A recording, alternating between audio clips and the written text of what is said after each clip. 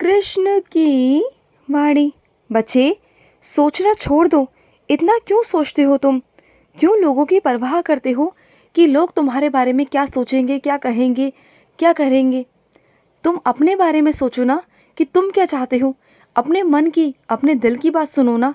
दुनिया की बातों में क्यों आते हो? जब तुम जानते हो ये दुनिया ना कभी भी किसी के लिए सही नहीं सोचती, कभी भी किसी के लिए अच्छा नहीं सोचती, कभी नहीं।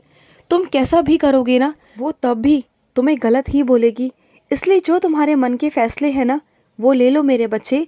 जो तुम्हारे दिल के फैसले हैं, उन फैसलों पर चलो मेरे बच्चे।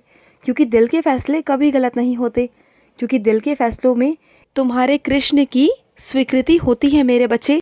और सुनो, जो तुमने भागवत गीता का जो अध्याय तुमने आज पढ़ा ना, उसमें कुछ समझ में आया?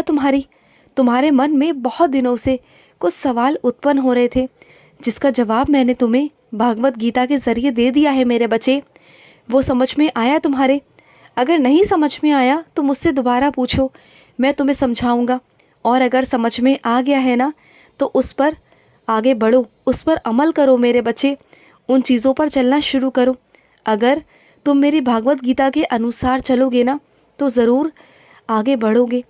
और मैं तुमसे सच कहता हूँ कि कभी ज़िंदगी में मात नहीं खाओगे, कभी ज़िंदगी में धोखा नहीं खाओगे, और कभी भी ज़िंदगी में ना परेशान नहीं रहोगे।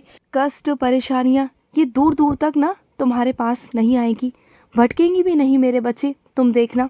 और सुनो, तुम्हारी पूरी तरीके से निगरानी कर रहा हूँ मैं। तुम्हारी रक्षा तुम्हारा कृष्ण कर रहा है। चिंता मत करना, मैं हमेशा हर पल तुम्हारे साथ हूँ, हर पल। और सुनो, जो माँ है ना मेरे बच्चे, वो दिखने में बहुत कोमल है, बहुत प्यारी है, लेकिन अंदर ही अंदर ना वो बहुत मजबूत है। वो जितना तुम्हें छत्र छाया में रखती है ना, जितना तुम्हें बुरी नज़रों से, बुरे संकटों से बचा कर रखती है ना, वो सब तुम्हारे लिए कोई नहीं कर सकता। तो अपनी माँ की ना कद्र किया करो, उनकी अहमियत किया करो। अगर उनकी अहमियत नहीं करोगे ना, तो तुम्हें बाद में पछतावा होगा कि तुमने ही क्या गलती कर दी। लेकिन जो तुम्हारी माँ है ना, वो हमेशा तुम्हारा भला ही सोचती है, हमेशा। तो अपनी माँ की कद्र किया करो, उनके पास बैठा करो, बात किया करो। अगर तुम 5 मिनट बैठकर उनसे बात करोगे ना, उनका हालचाल पूछोगे, तो उन्हें बहुत अच्छा लगेगा। और जो उनके अंदर से आशीर्वाद निकलेगा ना तुम्हारे लिए, वो आशीर्वाद अलग ही आशीर्वाद होगा मेरे बच्चे।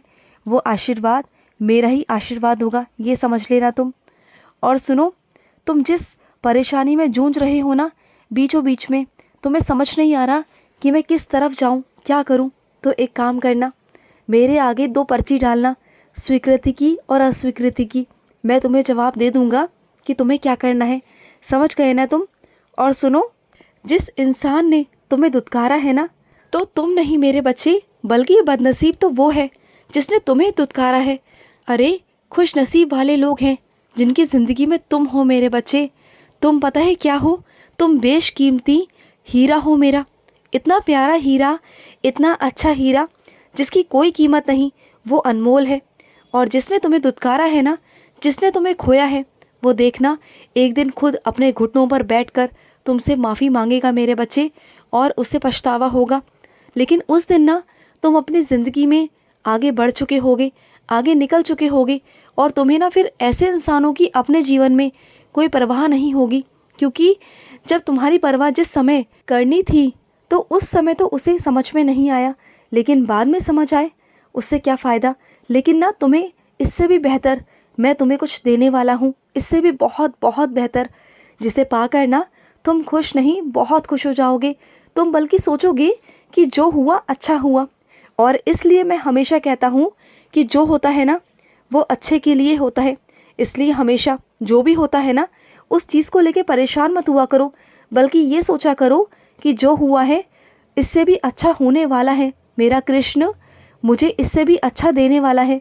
घबराया मत करो, परेशान मत हुआ करो। और छोटी छोटी चीज़ों को लेकर ना तुम बहुत घबरा जाते हो। कभी कभी जब चिल्लाता है ना कोई तुम्हारे आगे, गुस्सा करता है तुम्हारे आगे, तो तुम कांपने लगते हो, घबरा जाते हो। घबराया मत करो, तो अपने अंदर ना थोड़ी मजबूती लाओ। तुम इतने ना कमज़ोर मत बनो। तुम मेरे बच्चे हो, तुम बहादुर हो मेरे बच्चे।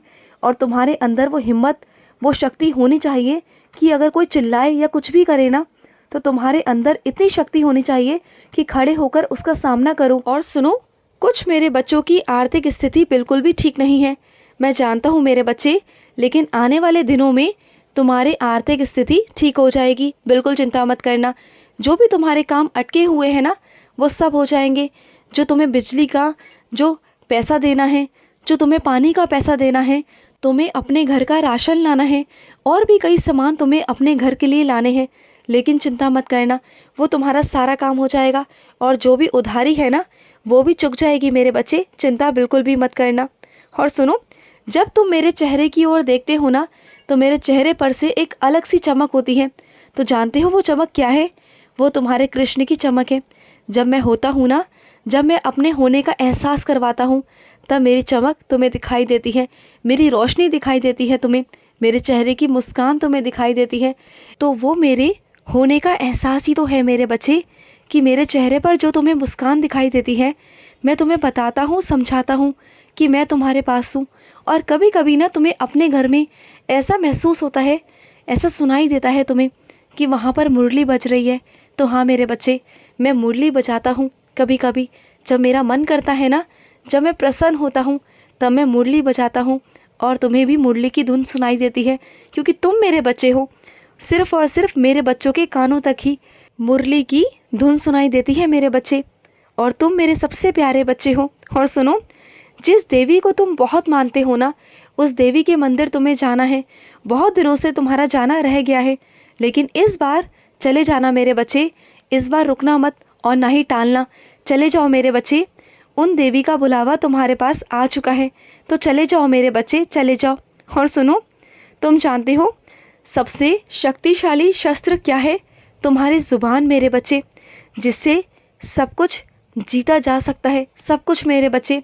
तुम चाहो ना तो किसी को भी अपना बना सकते हो, और किसी को भी चाहो ना तो दुश्मन बनाने में तुम्हें समय नहीं लगेगा।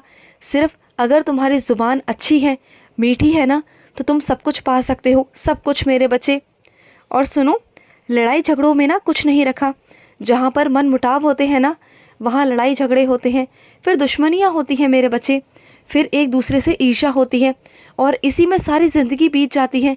तो इन सब को ख़त्म करो और अपनी अपनी ज़िंदगी आगे जियो। अगर नहीं साथ में संबंध रखना चाहते हो तो बिल्कुल मत रखो, लेकिन अपनी ज़िंदगी को अपने तरीके से तो जियो। बोझ लेकर, किसी की नफ़रतों का बोझ लेकर मत जियो मेरे बच्चे, बिल्कुल भी मत करो। और सुनो, हर वक्त ना तुम रोते रहते हो, रोया मत करो मेरे बच्चे। हर वक्त रोना नकारात्मकता को आमंत्रित करता है घर में, और तुम 24 घंटे जो रोते हो ना, इस वजह से ना बहुत सारी नकारात्मक ऊर्जा तुम्हें घेर लेती है, तुम्हारे घर को घेर लेती है। तो कभी रोया मत करो, 24 घंटे रोया मत करो मेरे बच्चे। जो भी चिंता है, सीधा आकर मुझसे कह दो कि कृष्ण, मुझे ये परेशानी है, मेरा ये काम नहीं हो रहा, तो मैं सही करूँगा ना। इसका मतलब ये नहीं मेरे बच्चे कि तुम रो, मैं रोने को मना भी नहीं करता, लेकिन नकारात्मकता तुम्हें घेर लेती है, फिर तुम और ज़्यादा परेशान हो जाते हो, और वो तुम पर इतना तरीके से हावी हो जाती है ना, कि जो चीज़ें नहीं भी होनी ना, वो फिर होने लगती है, और फिर तुम और परेशान हो जाते हो, फिर और दुखी हो जाते हो। मैं वो नहीं देख सकता, इसलिए तुम्हें समझा रहा हूँ। खुश रहो। आज का कृष्ण संदेश समाप्त हुआ। जय श्री कृष्ण।